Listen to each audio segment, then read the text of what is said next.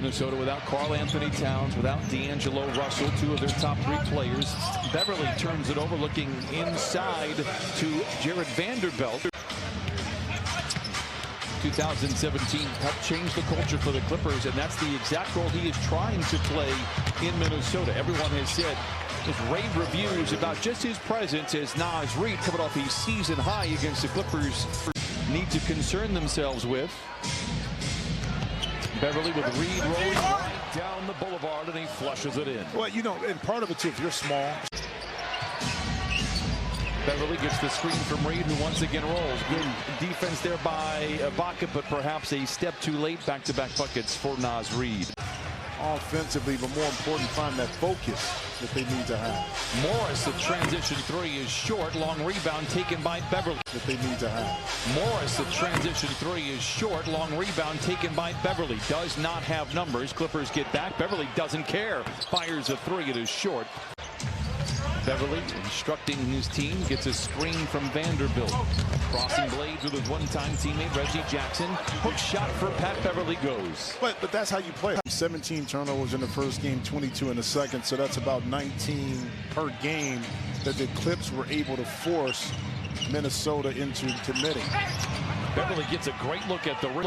Beasley, over his last 8 games, has averaged about 20 points a contest. Flings a three. It is good from Malik Beasley, his first bucket tonight.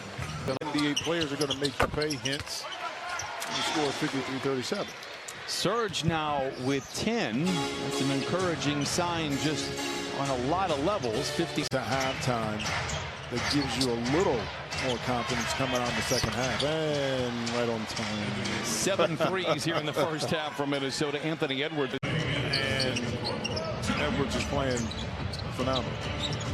Beverley bouncing into Surge and lays it in.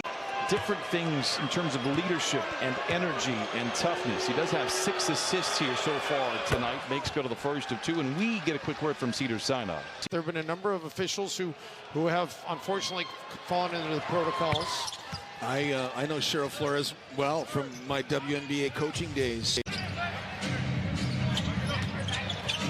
Beverley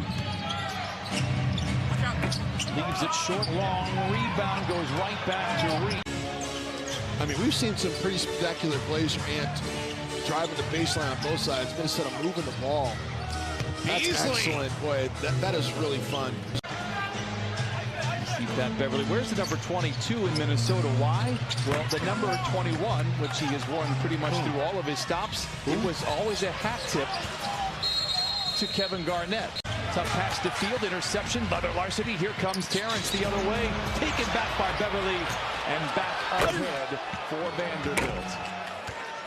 Again, hit with health and safety protocols. The good news for Minnesota is Karl Anthony Towns and Russell have been cleared, and now it's about ramping up their conditioning.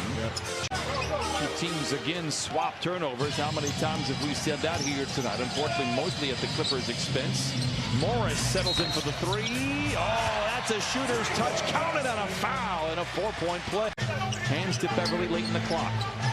Edwards gets to his left, plays back to Beverley, drives the lane. The floater blocked by Ibaka. It appeared anyway. It's recovered by Morris after it trickles off the iron. Well, how many times have you seen that Clipper fans Pat Bev down the lane with that runner? Reggie steps into a 15-footer. Beverley, a terrific rebounding guard. Terrific rebounding guard, as we have learned over the previous 4 years, reels it in. Edwards scans the scene, pulls the trigger on the triple. It is good. Anthony Edwards is good as well. He is 6 of 80, has 15. Timeout Clippers. That's not the point, right? Beasley for 3. It's good. 10 threes now for Minnesota. Has had a little bit of momentum, but Minnesota has scored the last 6 points of the quarter. Beverley for 3. Rebound volleyed around repeatedly, and Beverley. I'll get back to you. I'll let it sink in a little bit, but that's what you're going to get from Patrick Beverley, because that's how he had to play to fight his way, claw his way into the league. Is it Neil Sedaka? 96-80 and a timely bucket for Minnesota. Patrick Beverley, being the pest that he is, created that, and Winslow just barely missed the block on Taurean Prince. 96-80 and a timely bucket for Minnesota. Patrick Beverley, being the pest that he is, created that, and Winslow just barely missed the block on Taurean Prince.